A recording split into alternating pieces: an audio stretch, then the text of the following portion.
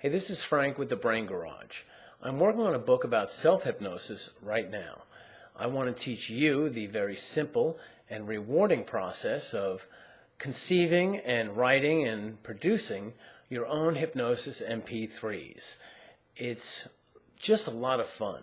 I have benefited greatly from producing the programs I've published for the audience, and I've gotten a lot of great feedback. And I think that what I want to add, I want to turbocharge it for you, because I want you to experience hypnosis in your own concepts and in your own voice.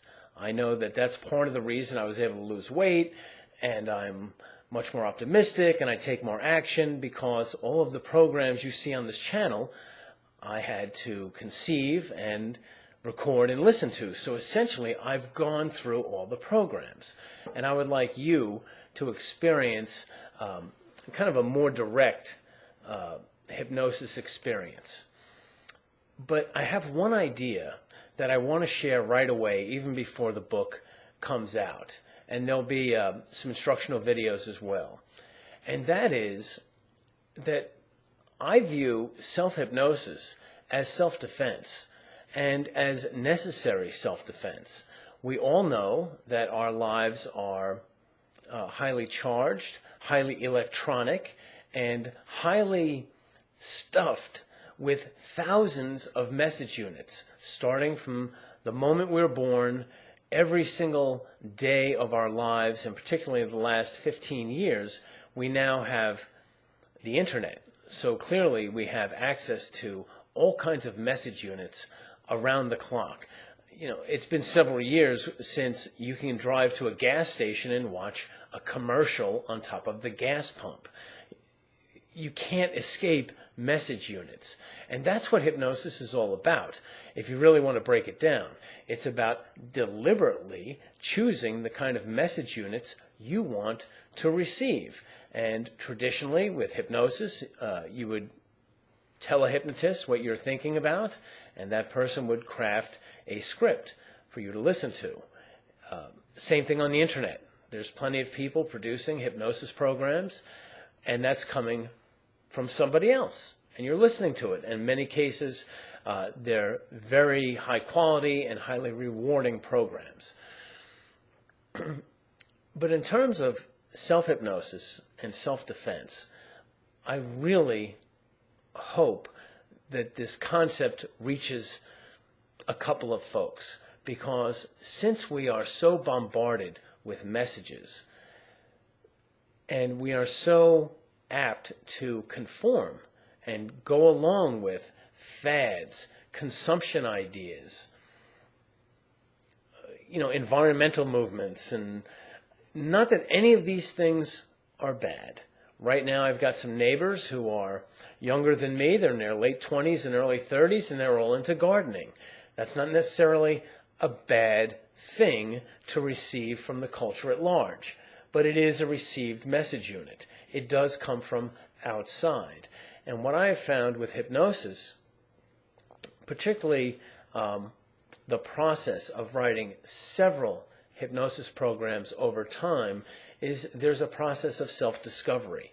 You can really determine what you really think and what you really want out of life. And it is, the old-fashioned word is bulwark, B-U-L-W-A-R-K. It's a defense against the relentless bombardment of messages that come from the outside world. Now remember, business interests and political parties and interest groups, that's all they do all day, is think about how to influence enough people to either buy their product or their platform or their notion so that they can pocket the profit.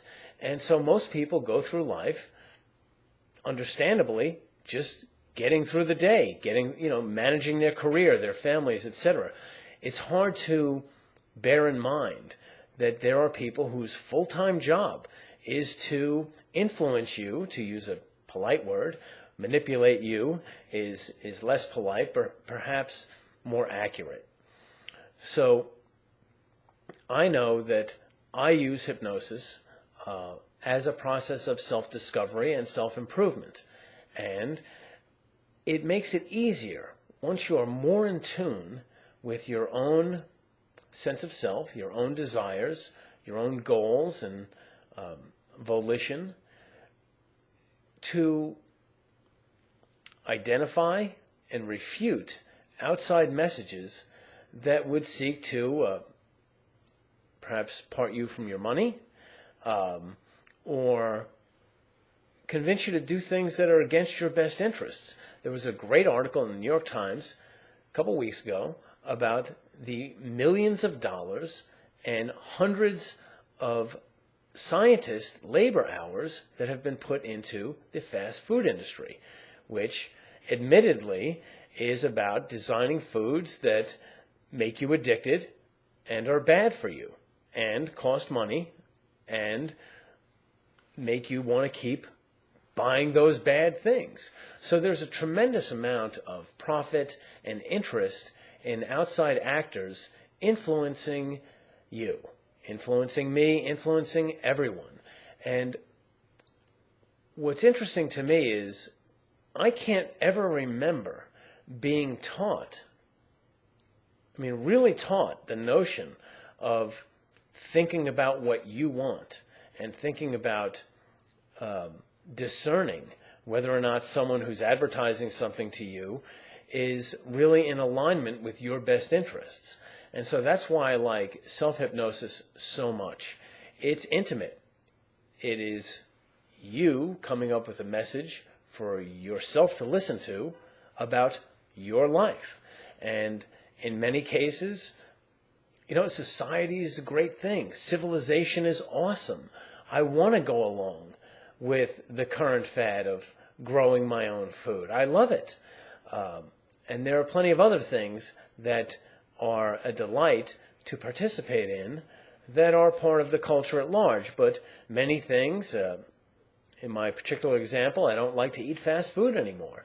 I think it's bad for me. I know it's bad for me. Everyone knows it's bad for you. I'm not talking about the salads at McDonald's. I'm talking about the stuff that is just all fat, no calories, and will kill you. I've become pretty much immune to fast food advertising, but it did take an effort. In a previous video, I talked about losing 52 pounds. Just think about how many people are overweight and obese in America. That's just, 2/3 of Americans are not genetically lazy. They have been advertised and convinced and persuaded and have had images of, very almost pornographic food paraded in front of them for years. And as a result, people consume that food and are unhealthy as a result. But getting back to the main point, and the point in the book that I am currently following, it's that self-hypnosis is an opportunity for you to write your own script in life and kind of install in you the either discipline or habit of making up your own mind, so that when you're presented with an offer from the outside world, whether it be for food or an automobile or a political idea or an environmental notion, that you can decide for yourself whether that's true, and that you can, I think, lead a less anxious life once you have started writing and following the scripts that you really want to pursue for your own life. So take it for what it's worth. I think it's an interesting idea. If you don't agree, ask yourself if you have ever really been taught to design your life. And I'm not talking about going to the store and picking out the persona you want to present to the world. The items in the store were created by people who are influencing you. Of course, we all have to buy clothes in the store, but I'm talking about designing your life from the inside out and then going out into the world and electing what to pick and choose from what's available by the marketers, by the outside forces, by the interests that are working around the clock to install scripts in your mind for their benefit. I've mentioned in a previous video, we are now putting all of our MP3s on our website, thebraingarage.com. There's a link under this video. Please come by. We are keeping the MP3s free, and we have had many people request the opportunity to purchase them, to install them on their own devices. You can elect to choose either or both, sample lots of the programs, listen to them on the website, purchase the ones that you want to keep handy for when you have a few minutes to listen to positive scripts that help you live the life you desire.